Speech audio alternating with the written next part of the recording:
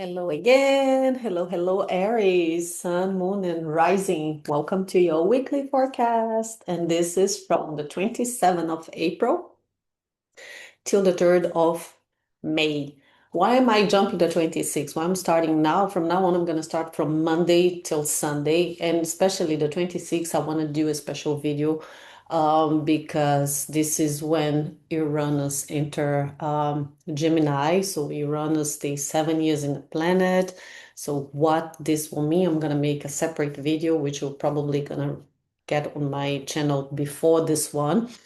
As I'm recording, today is Tuesday, 21st, I think.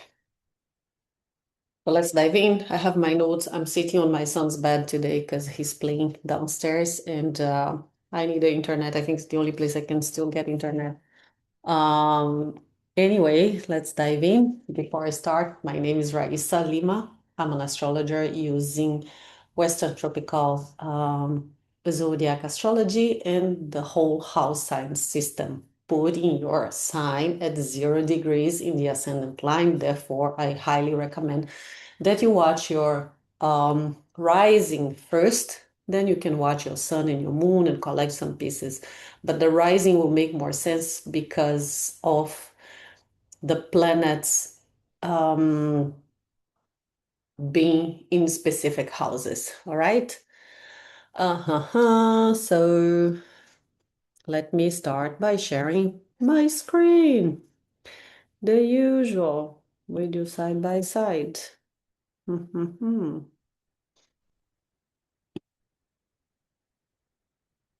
I wanted to do something different, but no. Let's keep the way it was. Oh God, what am I doing? Okay, sorry, mistake.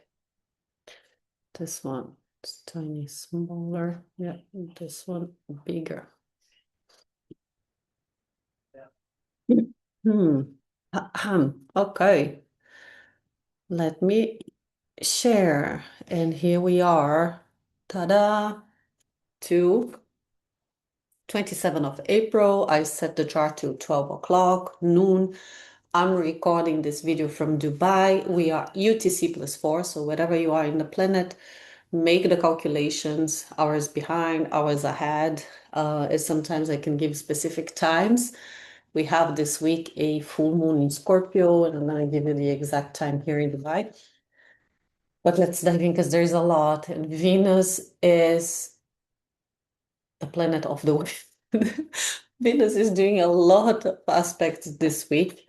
And starting on the 27th, on Monday, that's a day of love, breakthroughs, and unexpected connections. Why? Because Venus, which also moved to Gemini, remember I spoke about that last week. Now, she's on your third house and she's conjuncting Uranus, which also just changed sign and is now also in Gemini. And Venus is the planet of love, of beauty, of arts, of pleasure, of fun, of friendships, and Uranus is sudden changes, is that electric bolt, is unpredictable things. So Venus in Gemini forms a powerful aspect, yeah, that brings sudden shifts in love and attraction. And I think this has a lot to do with relationship and emotional clarity. But now those two planets are in your third house. So Uranus will stay in your third house for quite a while, for the next 7 years, meaning he's here to make electrifying changes, unpredicted surprises when it comes to your communication, the way you think, and especially in Gemini, because there's a lot to do with internet, with social media.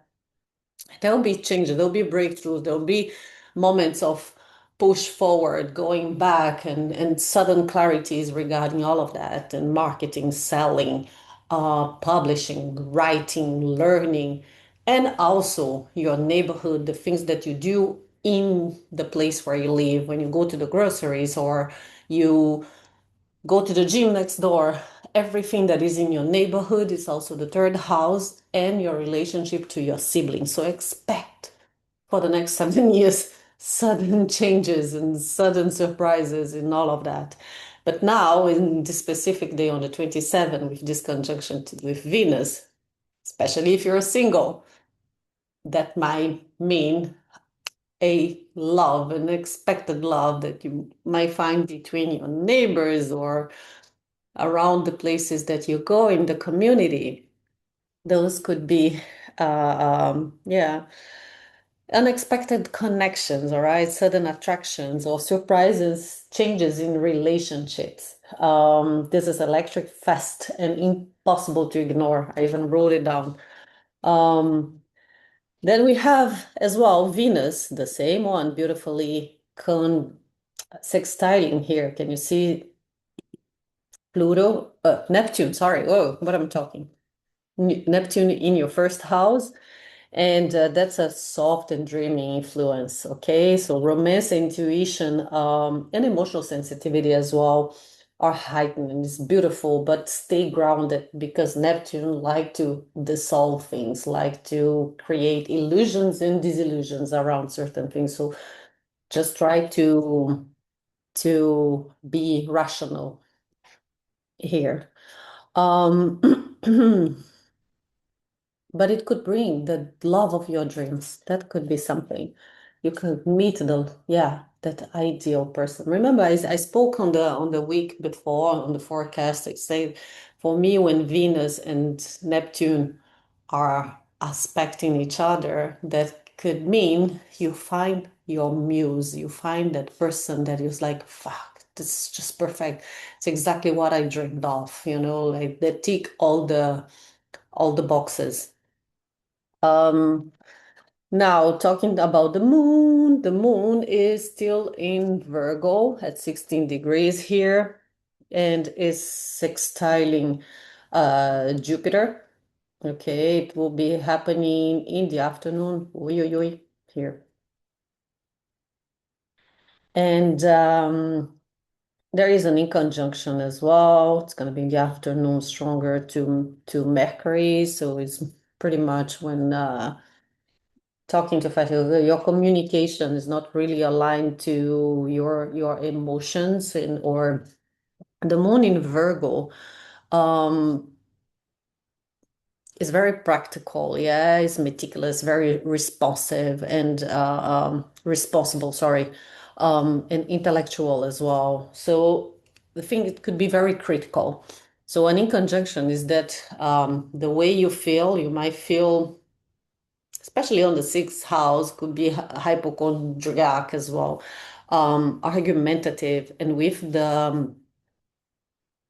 Mercury in Aries, you tend to say things before you think, so you might be over.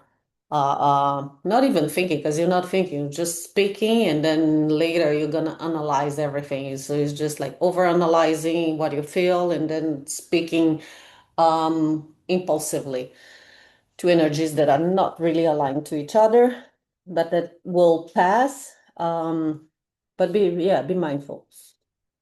Then we have the moon sextiling Jupiter. This is actually beautiful. Jupiter is in your fourth house, about the home, is about um, it's a stabilizing influence in the afternoon. So there is emotional clarity, support, and ability to process what's happening in a grounded way. Yeah, especially at home, with your family, it's in your private life.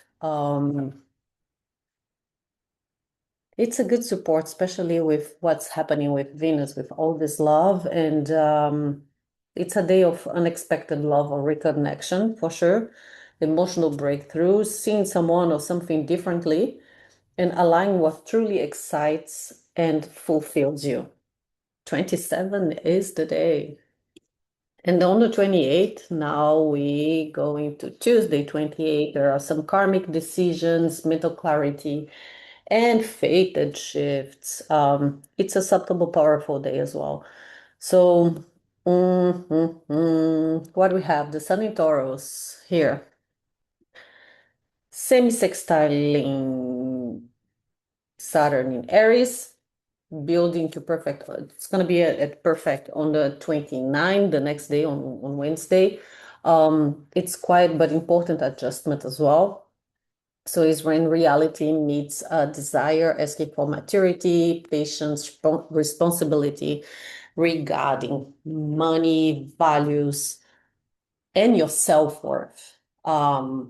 Yeah, because Saturn is in your first house, is your personality, is your ego, is the self, the house of the self. So is your sense of expression and even your self-image, yeah, projected to others. And the sun is making very favorable alignment to Saturn, making you shine in that way. But he is in Taurus, so bringing stability and very grounded energy to this feeling. And second house is about values, is possession, self-esteem. So it's a good, very, very, very good aspect for you. And this aspect as well is activate the nodes, by the way. Yeah, you can see the sun sextiling the north node and trining the south node. So it brings a karmic tone, I would say, to the day. So past patterns and versus future directions, yeah, and the choices in between. It's very good. All right. What else we have? We have the moon. Let's remove the sun. Moon 29 degrees. So the moon will be shifting as well from Virgo to Libra. Uh-huh. And yeah, it will enter Libra in the afternoon. So that shifts and it will enter your seventh house towards balance, relationship, and perspective. Um, it's good for signing contracts, for legal matters and all of that, because it's your seventh house, it's the house of relationship and partnerships, but also legal matters and contracts. And when the moon, as soon as the moon moves to Libra on your seventh house, it will trine Uranus at 0 degree, as you can see, and also Venus. And that can bring some surprises again, and sudden clarity and new ideas, unexpected realizations, especially on your third house regarding social media, writing, speaking. Is the mind. The third house is the mind, mindset, the way you think, you speak. So you might have some clarity or some new ideas. And I don't know, you just want to start your channel, or suddenly how to have an idea how to market, or to build your a website, or to make or to sell something online. And this is all the teams that will come into light, and you feel like, oh, I get that. And you might have that with someone else in a relationship with someone. Might be that you have this friend and you say, like, you know what, let's build this thing together. Let's start a podcast. Let's open a website, a trading company online, whatever. That's really, really, really good. Mhm.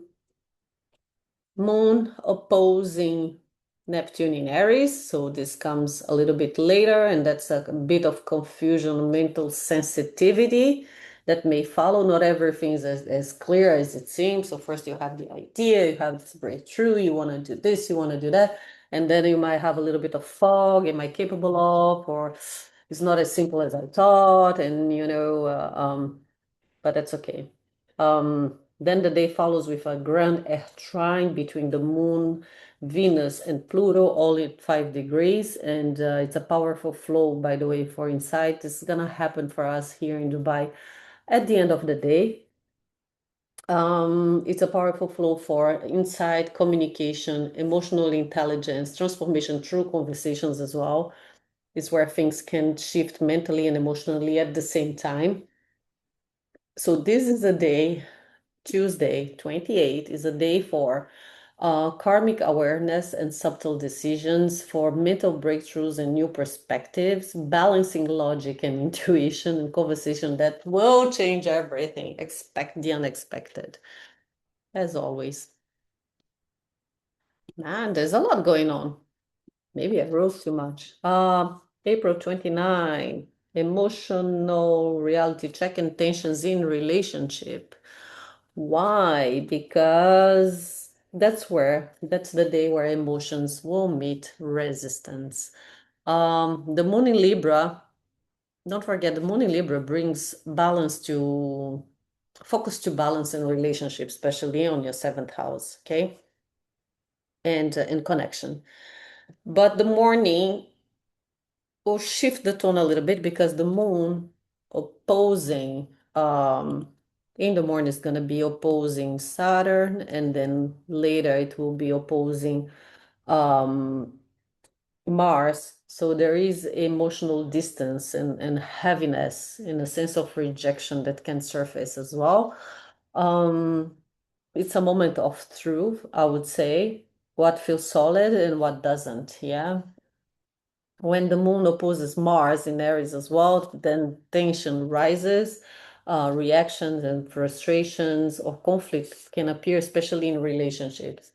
So the balance becomes harder to maintain. So this combination creates emotional sensitivity and external pressure. You might feel misunderstood or unsupported. So there is tension between your needs and others' action. Okay, a push to react instead of responding. Um, yeah, you might want to set some emotional boundaries this day with Saturn here and Mars as well, acting and pushing and learning when to step back instead of engaging. So not every feeling needs a reaction, by the way. So just be mindful on this day with what you feel and what you can support, and when it comes to partnerships and relationships and the relationship with yourself as well. Okay, Saturn here on your first house want to set boundaries. Mars is pushing you to action. But then the moon on the other side wants relationship, wants engagement, and wants this balance, and finding all of that. You might have this energy of pull and push in one side and the other. Oh, I know this very well. Oh, how I know that. Story of my life. Okay, April 30th. Miscommunication. I'm sorry. Oh my God. You see, did remove the moon as the focus, and you can see we started. Well, that's at noon, yeah. But it's at its perfection. By the way, around noon in Dubai, that the moon will be now opposing Mercury and then Chiron. Oh man, yeah. Moon opposite Mercury, so around midday, the emotions and logic pull in opposite directions. Okay, conversation can feel reactive, misunderstood, or emotionally charged still. All right, so be careful with the 29th and the 30th, with all this energy that you have in your first house and the moon opposing on your seventh house. It's about the self and relationship, what you want, what you can give, what you get, what you can take. So there is a bit of a push and pull on those 2 days. Step back, if you need to have this conversation with someone, just wait until the moon shifts to Scorpio, maybe. Just don't do it on the 29th or on the 30th. Venus now in Gemini will square the nodes at 7 degrees, as you can see. And again, man, that's a lot about the relationship. I don't want to be mean, but yeah, that seems to me it's like a karmic point in love, values and decisions. Okay, so old patterns versus new directions. Um, what feels familiar may not be the right thing. That combination might create some emotional and rational conflict. Once again, choose your words carefully this day and recognize repeating patterns in love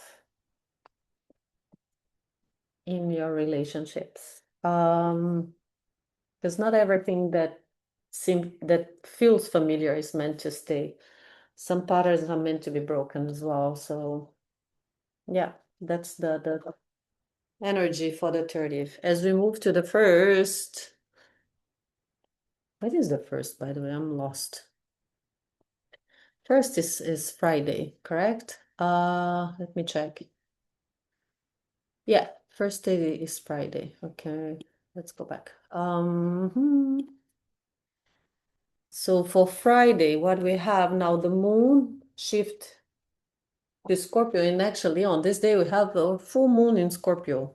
Yeah, and and again, it's a karmic turning point, an emotional awakening. Why? Because it will be creating a yod. I'm gonna show you guys. I'm gonna explain.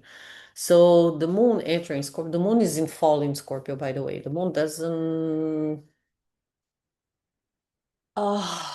it's in disunity. It's not in the best place when the moon is in Scorpio. I myself, I struggle with the moon Scorpio. I'm not gonna sugarcoat. Uh, Intuition is strong, yes.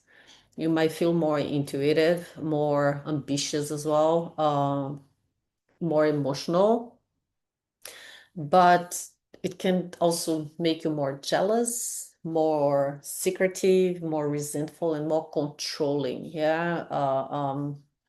So that's a bit about the moon in Scorpio. So emotions deepen instantly. What was surface level now becomes real, raw, and impossible to ignore. And then we have the moon squaring Pluto. That's going to be in the morning. That can trigger some deep psychological patterns as well. Pluto is in your 11th house, so it's about community, friendship, and yeah, the social circles that you're on. And your moon's going to be on the 8th house, about psychology, shared resources. Um, mm, and yeah, so as there'll be intense emotions throughout the day, and then in the evening, happening at 9:25 p.m. here in Dubai time, there'll be a full moon in Scorpio at 11 degrees.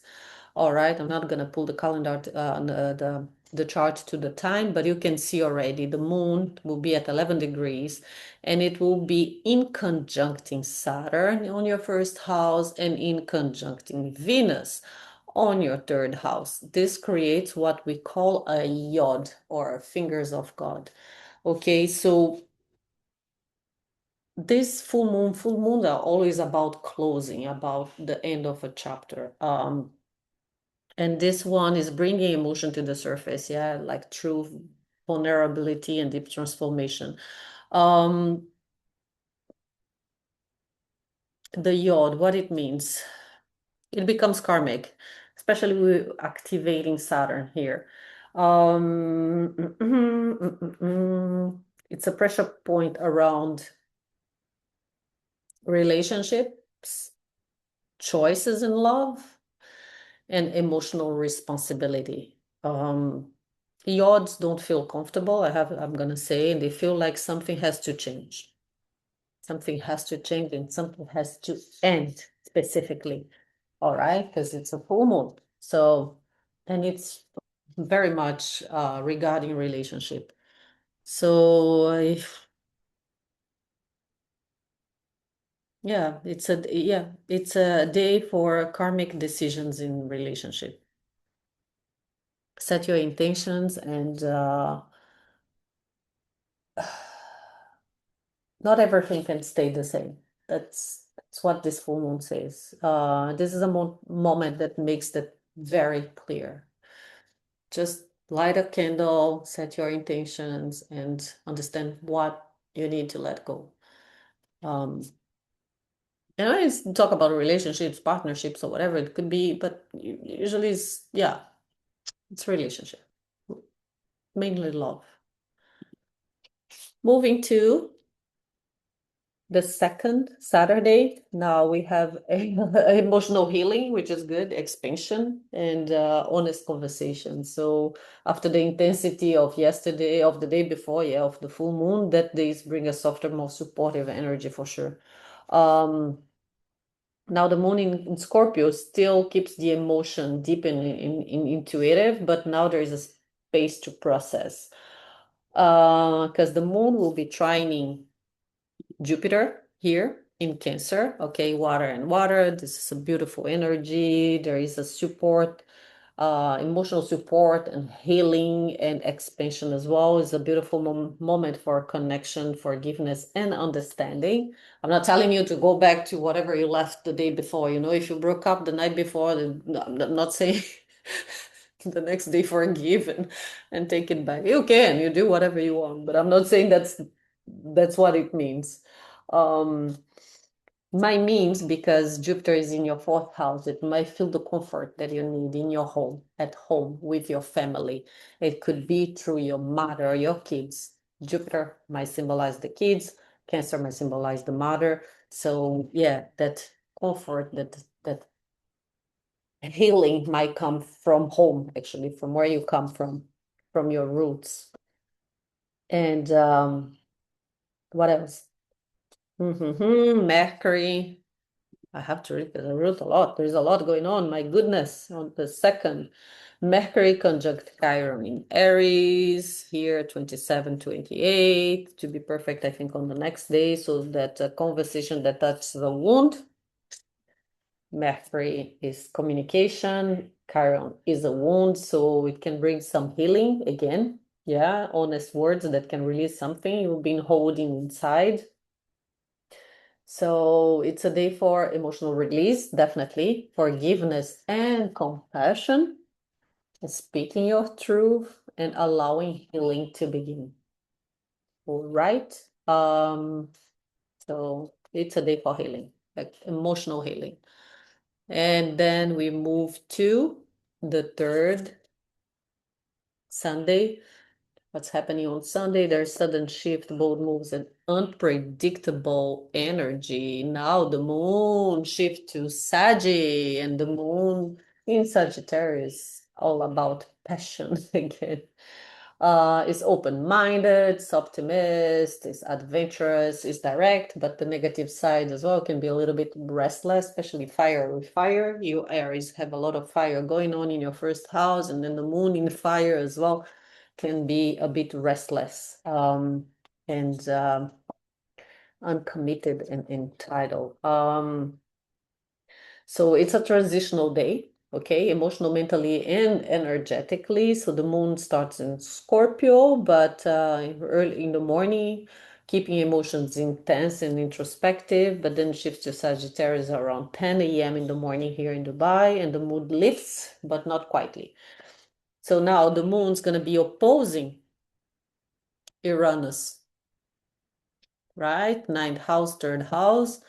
There might be some emotional shifts as well, or unexpected news coming from foreign lands or from your neighborhood.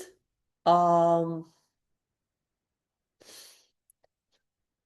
or changing plans. That could bring changing plans, sudden trips, unexpected trips. Yeah, invitation for a trip. It could, mm, yeah, travel, adventure. What else? Changing plans in general. So stay flexible. Stay flexible. Open your agenda. Don't make any commitment. Oh, my legs. Then what else we have here? Oh, Mercury shifting to Taurus. Did I wrote this down? Because I just saw it now. I think I didn't. No, okay. So Mercury now enters Taurus as well on this day on your second house. Um, it's all about the mind being more less impulsive, more stable, more grounded, and more focused on money and pleasures of life, of taking care of the self, of your body, is your mind connected to your body as well, and and possessions in general. Um, I didn't write this down. So Mars in Aries, square Jupiter in Cancer, Mars in Aries, yeah, squaring Jupiter, and I think it will build to perfection on the 5th. Okay, so that's an energy that will be going on for a few days. Um, and yeah, building towards exact on May the 5th. So this big energy can bring some impulsive actions, overconfidence, emotional reaction amplified as well. It can push you to act fast, but not always wisely. Why? Because whatever happened, remember there was so much energetically going on Wednesday and through the when it comes to relationships, especially for you, Aries, through this week, and with the full moon, and then on Sunday with Jupiter squaring Mars here, it can feel too much. You can act impulsively and too fast and not really, yeah, not wisely. Um, it can also bring some sudden emotional shifts and unexpected changes or realizations. So, uh, the tension between action and emotional expansion. I would say that's a day to channel your energy into intentional action. Not every impulse needs action. So this day is gonna be hard, but you gotta hold your horses. Hold your horses every time you feel like doing something. Just think twice and understand that that might be the energy that you feel like inclined to to do something, but deep in your heart you know that's not what you should do. So step back and say, okay, I'll rethink this. I'll do it tomorrow. I'm gonna write down. I'm not gonna say what I think. I'm not gonna, call who I want to call or send that message. Not today. I'll wait. I'll see how I feel tomorrow. Although this energy is gonna be, as I said, building to exact on the 5th. So this is what I have for you, Aries. If you give me a second, wait. I'm gonna do something before. Uh-huh. Let me pause. Mhm.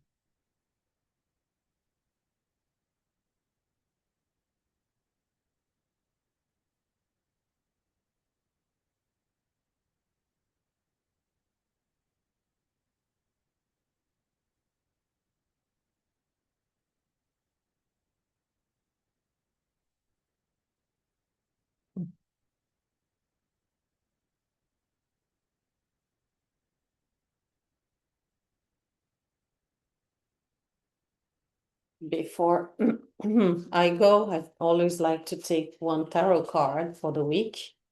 Let's see what's the energy. But you see, there's a lot building up now on your second house, so there'll be a lot of focus on money and values for this month, which is good. What is the energy for my lovely fairies? Oops, this one.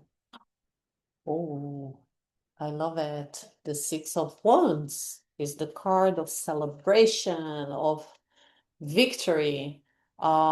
Wands is fire, is energy, is all it's you all the way. Yeah, it's very Aries, celebrating victory. So it's actually a very favorable week. You might want to go out, you might want to celebrate. Yeah, you might meet. I mean, there's so much on going on in relationship. Remember with Venus on your third house doing all these aspects to yourself. So it's enjoy, have fun.